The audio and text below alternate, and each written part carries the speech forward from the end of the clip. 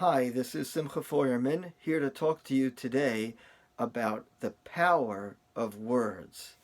Words are one of the primary way that we actually think and organize our thoughts and our memories.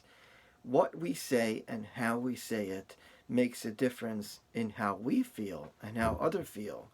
Even the way that we use words inside ourselves are words overly critical, overly harsh. There's a big difference between saying to somebody, you failed, versus this was not such a successful experience.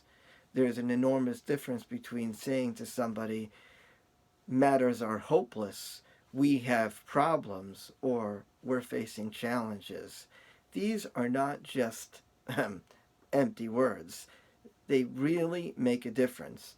Now, it's fascinating in different languages how words can carry with them messages or take other ideas away.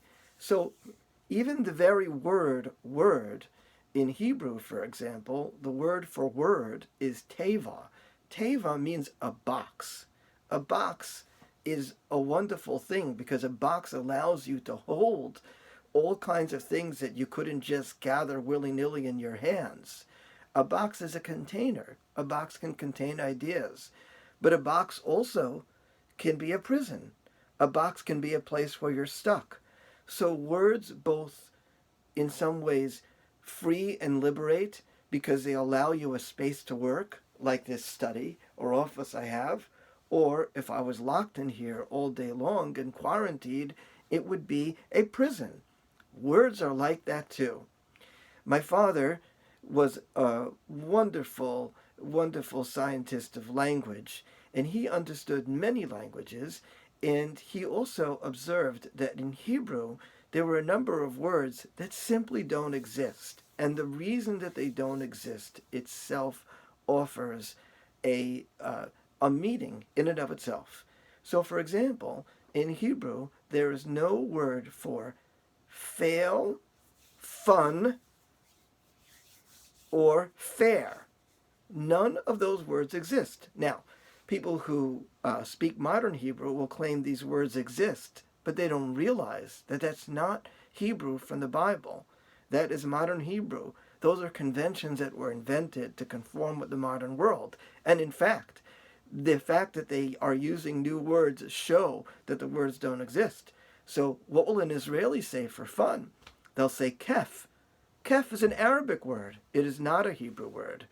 What will an Israeli say for something that's not fair? They'll say ze lo fair, which means in Hebrew, it's not fair. Why? Because in Hebrew there is no word for fair. There's a word for just, there's a word for kindness, there's no word for fair. Not only that, even the word fail, in modern Hebrew, use the word kishalon. But kishalon actually means to stumble, not to fail. What an enormous difference to stumble, which implies, as the verse says in Proverbs, Sheva yipol tzadik v'kam, a person can stumble several times and still get up, than to fail. And fascinatingly, in Hebrew there's a unique word for the death of a child to a parent. No other word like that for another relationship. It's called shikul, the loss of a child.